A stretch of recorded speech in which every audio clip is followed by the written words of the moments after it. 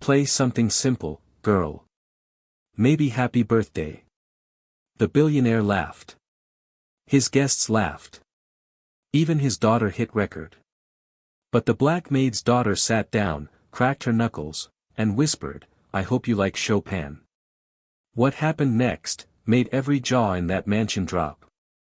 If this already made your blood boil, hit like and subscribe right now, because stories like this are still happening, and the world needs to hear them. The grand piano gleamed under the chandelier's light like a trophy none of them had earned. Robert Whitmore, Beverly Hills billionaire, tech investor, and professional egotist, swirled his wine in a crystal glass and called out, "Sophia. Come here, sweetheart." Sophia paused in the hallway, still drying her hands from washing dishes. She was just 12. Barely 5 feet tall. Braids pulled back tight.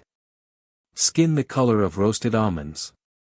Her mother, Carmen, worked as Whitmore's live-in maid, a woman who wore silence like armor after years of cleaning floors for people who never said her name right.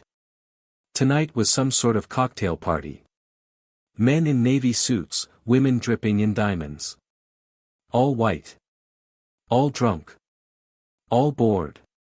Carmen had warned her, "Don't make eye contact. Keep quiet. Just help with the trays and get out." But Sophia made the mistake of being visible. "There she is," Robert said, waving her over with fake enthusiasm. "I hear you play piano. Go on then, entertain us. Something cheerful." Laughter rippled across the room. Victoria, Robert's 16-year-old daughter, already had her phone up, recording. "Daddy, she probably can't even read music." Someone muttered, "Let's see what talent looks like in minimum wage." Sophia's fingers twitched. Her eyes searched for her mother, who stood frozen in the kitchen doorway, lips tight, eyes terrified. Carmen didn't dare say anything. Not in this house. Not after last time. "Come on now," Robert grinned. "Give us a show. Play Twinkle Twinkle. That's what public school teaches, right?" The Steinway grand piano stood in the corner like a lion in a cage. Sophia stepped toward it slowly. She knew exactly what this was, a trap disguised as a game. A room full of white millionaires expecting a poor black girl to embarrass herself. And maybe she would have stayed silent. But tonight, something inside her snapped. She sat at the bench, lifted her chin, and cracked her knuckles loud enough for everyone to hear. Then she looked Robert dead in the eyes and said softly, "I hope you like Chopin." And when her fingers hit the keys, the entire room forgot how to breathe. The first note she played wasn't loud, but it was pure. Clear enough to cut straight through the cheap laughter still lingering in the room. Carmen nearly dropped the tray in her hand. She'd heard Sophia practice hundreds of times, but never like this. Not in front of anyone. Not in this world of men in suits who didn't believe poor black kids had hands made for greatness. Robert leaned back in his Italian leather armchair, still amused. "Well, at least she knows where middle C is," he smirked. But something about Sophia's posture caught Dr. Patricia Williams' attention. She had just walked in through the front door. Nobody noticed her yet. She was early. And frozen in place by the sound echoing from the piano. Because Patricia had spent 40 years as a music critic, from Vienna to New York. And what she was hearing wasn't child's play. It was Chopin. Played like the girl had bled through every bar. "Wait," Patricia whispered under her breath. "Who is playing that?" Sophia didn't flinch. Her hands floated over the keys like she had wings instead of fingers. No sheet music. No hesitation. Only discipline. Only pain. Only years of silent mornings no one knew about. Carmen's fingers tightened around the edge of the wall. Because only she knew what her daughter had given up to get here. No toys. No birthday parties. No normal childhood. Just the cracked piano in the back of St. Luke's Church, where Father Alvarez opened the doors for her at 5 a.m. every morning, long before Beverly Hills woke up. They had no money. So Carmen spent her last $20 every month buying torn sheet music from street vendors, hiding them behind bleach bottles under the sink. At night, when the Whitmores were asleep upstairs, Sophia practiced silently, her fingers dancing over imaginary keys on the kitchen table while Carmen whispered music theory by candlelight. Robert didn't know any of that. He just sipped his wine, waiting for the punchline. But then Sophia's right hand slid into a run, fast, complex, sharp. The kind of phrase only a trained artist could execute. The room fell quiet. Even Victoria stopped recording. Carmen's eyes welled with tears. The guests exchanged confused glances. Something was wrong. This wasn't supposed to be beautiful. This wasn't supposed to make them feel something. And yet, it did. Even Robert stopped swirling his wine. For the first time that night, he looked uncertain. That little girl was supposed to be a joke. But she was stealing the room. Note by note. Sophia didn't stop. Her hands flowed across the Steinway like they belonged there. Her back straight. Her face calm. But her eyes, sharp, focused, told a different story. The room, once buzzing with arrogant whispers and cruel jokes, now sat in total silence. Margaret Steinberg, wife of oil tycoon Alan Steinberg, leaned forward slightly. Her diamond bracelet clinked against her wine glass, but she didn't even notice. "What is she playing?" she whispered. No one answered. Not even Robert. Because even he had no idea. Victoria slowly lowered her phone. This wasn't content anymore. It was something she didn't understand. Something she couldn't mock. And in some twisted way, that scared her more than she'd admit. Carmen stood frozen at the kitchen door. Every note, she recognized. Every pause. Every breath. Every change in tempo. She had taught Sophia this piece. Whispered its patterns to her in the middle of the night. Written practice notes on napkins. Hidden classical CDs under their bed. And when Sophia finally played the full composition from memory, Carmen wept quietly over the sink so no one would hear. Because in this country, their brilliance had no value unless it wore a suit. Sophia continued. And as she reached the middle of the nocturne, her fingers changed direction, delicate, restrained. The dynamics softened. It was no longer about impressing anyone. It was about release. Pain. Sacrifice. And something else. A question. Do you see me now? Dr. Patricia Williams finally stepped into the room, still unnoticed. Her eyes locked on the girl at the piano, stunned, breath caught in her throat. She knew talent. She'd heard it across continents. But this was something else. This was a storm wrapped in silence. "Robert," Patricia whispered from behind the guests. "Who is that girl?" Robert blinked, his wine glass still halfway to his lips. "Who?" he muttered, eyes never leaving Sophia's hands. "The girl playing," Patricia said firmly, stepping closer. "Oh, her." Robert laughed nervously. "Just the maid's daughter. Cute, huh? She's giving us a little show." Patricia didn't respond. Her jaw tightened. She'd been reviewing music in the Los Angeles Times for over 2 decades. She'd written about prodigies, legends, frauds, and breakthroughs. But this girl, this 12-year-old black girl, was creating something sacred in front of people who didn't deserve to hear it. And they didn't even know.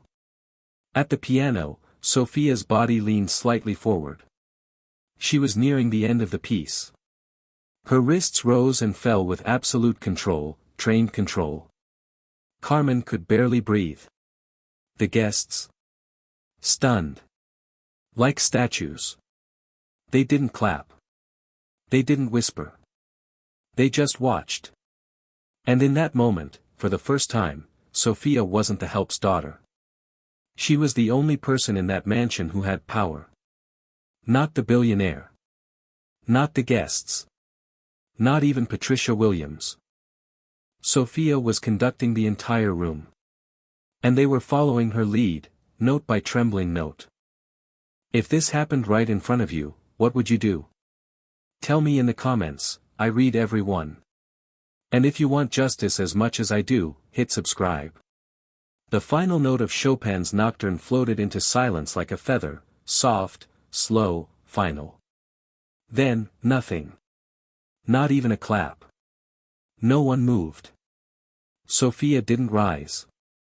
Her hands still hovered above the keys, fingers slightly curled, as if the music still lingered in her palms. Robert cleared his throat.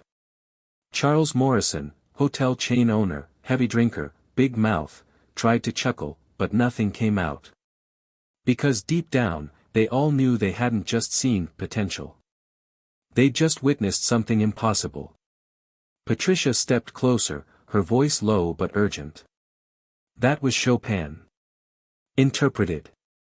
With emotional depth. That girl's not just playing, she's feeling the music. Robert forced a smile. Well, she's had a few lessons. Public school stuff, I guess. Patricia turned to him, eyes sharp. That's not public school. That's years of training.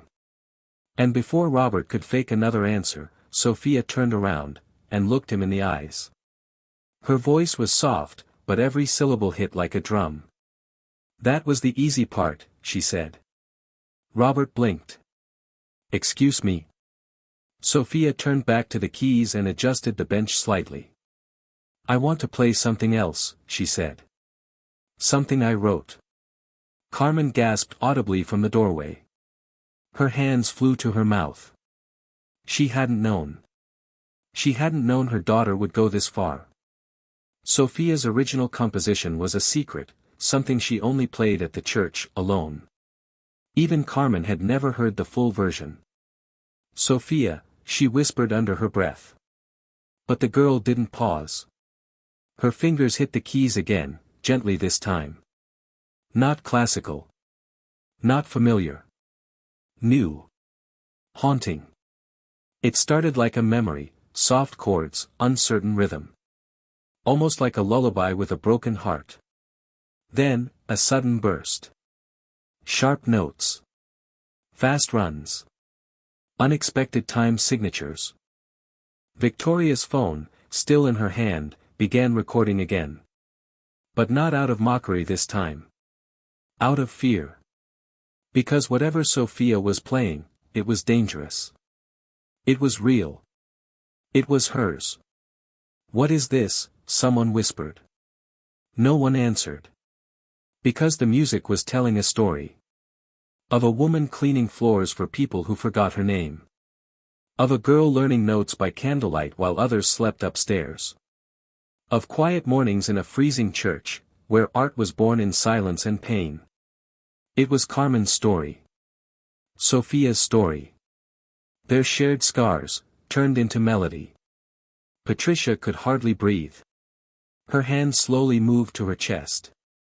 Oh my God, she whispered. This isn't just talent, this is legacy. The guests began to shift uncomfortably in their seats. A few glanced at each other. Some looked away. Because Sophia's music wasn't entertaining anymore. It was convicting. It was a mirror. And none of them liked what they saw. Robert, who had spent the evening grinning like a king in his castle, now sat motionless, shrinking into his chair. That $250,000 Steinway. It wasn't his anymore. Tonight, it belonged to her. Sophia's fingers didn't tremble once. The notes coming from the Steinway now weren't just melodies, they were a declaration. The rhythm shifted again. Softer. Then sharp. Like footsteps echoing through empty hallways. Like a woman walking with quiet dignity through years of humiliation. Carmen knew those rhythms. Because she had lived them. Tears slipped down her cheeks as she stood frozen in the kitchen doorway. The tray in her hands had long since dropped to the counter. This was her daughter's soul. On display. In a room that had never seen them as human. Patricia stepped fully into the room now. Her heels clicked softly on the hardwood floor as she walked closer. Every guest turned. Her presence meant something. Because Patricia Williams wasn't just any guest, she was one of the most respected music critics in Los Angeles. A columnist who could make or break careers with a single sentence. And right now, she looked breathless. Who taught her? Patricia asked again, voice low but firm. Robert laughed awkwardly. Well, you know how kids are, they pick things up. But Patricia wasn't looking at him anymore. Her eyes had found Carmen. The maid. The woman hiding in plain sight. Her face streaked with silent tears. Recognition hit Patricia like a lightning bolt. She took a step closer. Carmen. Morales, she said slowly. Carmen flinched. Her eyes widened. The guests looked confused. Victoria furrowed her brow. Robert blinked. Wait, what's going on? Patricia turned sharply toward him. Robert, you've had Carmen Morales cleaning your floors for 15 years. And you didn't even know who she was? Robert sat up straighter. Who is she?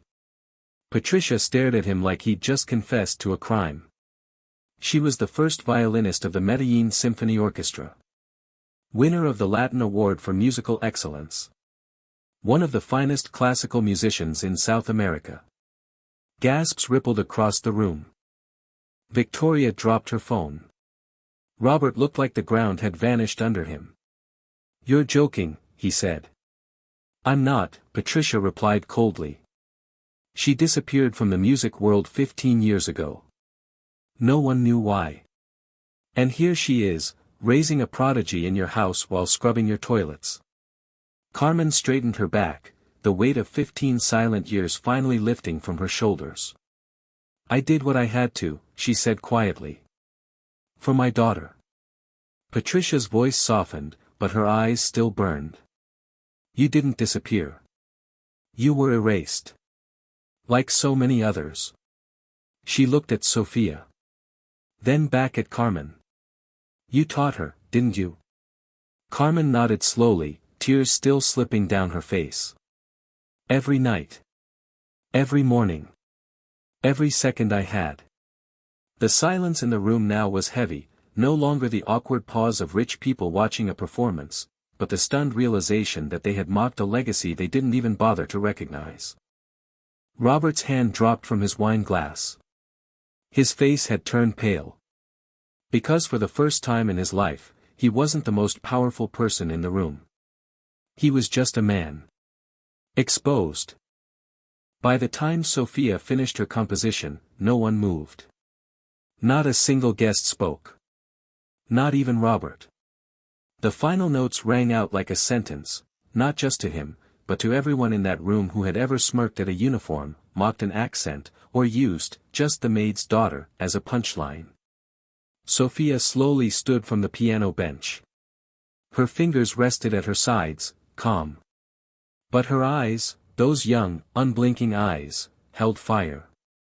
She looked straight at Robert and said, that piece is called Invisible. No one dared interrupt. I wrote it, she continued, for people like you, who look at us, but never actually see us. Robert opened his mouth to respond, but nothing came out. Patricia was already texting someone. Not gossip. Not curiosity. News. This can't stay inside a mansion, she said sharply. This belongs to the world. By morning, it did. Round pushpin. The Los Angeles Times ran a front-page feature, The Symphony of Silence, How America Buried a Violinist and Raised a Prodigy in Her Shadow. It went viral. The headline trended across Twitter, YouTube, and every music forum in the country. Sophia's performance, caught entirely on Victoria's phone, hit 7 million views in 24 hours. But not for the reasons Victoria had hoped. Her video showed the mocking setup, the arrogant laughter, the moment Sophia sat down, and the full performance that silenced the elite. Every cruel smirk was there. Every word. Every face. Especially Robert's. A man who had unknowingly turned his cocktail party into a national disgrace. Sponsors pulled out from his companies. 2 board members resigned. His wife filed for divorce. And his own daughter, the one who pressed record in mockery, was admitted to a private clinic in Napa, citing emotional collapse from public backlash. No sympathy followed. The comments were relentless. She mocked a genius and filmed her own downfall. Privilege looks real quiet when talent walks in. That maid's daughter just played America's elite off the stage. Meanwhile, Carmen received an email from the Los Angeles Symphony Orchestra. "We'd be honored if you would join us as assistant conductor this season." And Sophia? The Curtis Institute of Music, one of the most elite conservatories in the world, offered her a full scholarship, including housing, living expenses, and mentorship from world-renowned faculty.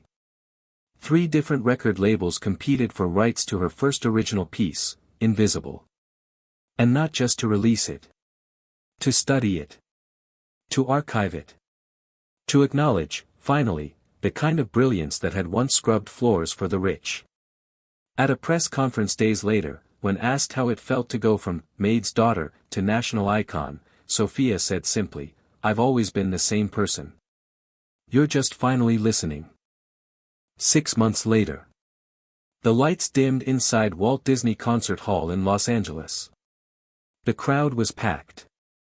Critics, scholars, students, orchestra members, and families filled every seat, and for once, they weren't here to praise the usual. They were here to witness history. A black girl from a maid's quarters. And the woman who taught her everything from behind a mop bucket. Carmen stood backstage in a black conductor's coat, straightening the cuffs with steady hands. Not trembling this time. Not shrinking. Not asking for space. She walked out with the grace of a woman who had been holding her breath for 15 years, and finally exhaled. As she raised her baton and faced the orchestra, the applause was thunderous. But it didn't peak, until the spotlight hit the center stage. And Sophia walked in. 12 years old. Calm. Focused. Dressed in elegant black. No frills. No excess. Just power. She sat down at a brand new Steinway, this one hers. Not borrowed. Not mocked. Not assigned as a trick. Bought. With the money from her first recording contract. As she placed her fingers on the keys, the world leaned in. She didn't play Chopin. She played Invisible. Her own creation. And this time, it wasn't in front of drunk millionaires with champagne. It was in front of the nation. The performance raised $2 million that night, all donated to fund music education programs for underserved Black and Latino youth across the U.S. Carmen and Sophia didn't just rewrite their story. They started building new ones for others. Meanwhile, in the far back row, in the only seat he could now afford, Robert Whitmore sat in silence. He didn't clap. Not because he wasn't moved. But because there was nothing left to say. His real punishment hadn't been losing his company, his reputation, or even his wealth. It was sitting there, in the shadows, watching a girl he tried to humiliate be celebrated by the world. And knowing, he had been invisible the entire time. The camera cut to Victoria, watching from home in seclusion, her old video still trending under the hashtag #WrongGirl, but Sophia never once looked back at them. Her eyes stayed forward. Her hands on the keys. Her mother in front of her, conducting the legacy they built from nothing. When the final note of Invisible echoed through the concert hall, no one moved. Not even the air. Then came the standing ovation. Longer than any in recent memory. Not for pity. Not for surprise. But for truth. Because for the first time, the world didn't just see a maid and her daughter. They saw artists. Leaders. Legends. If you believe this should never happen again, share this now. And to my USA, UK, and Canadian viewers, your voice is power. Use it.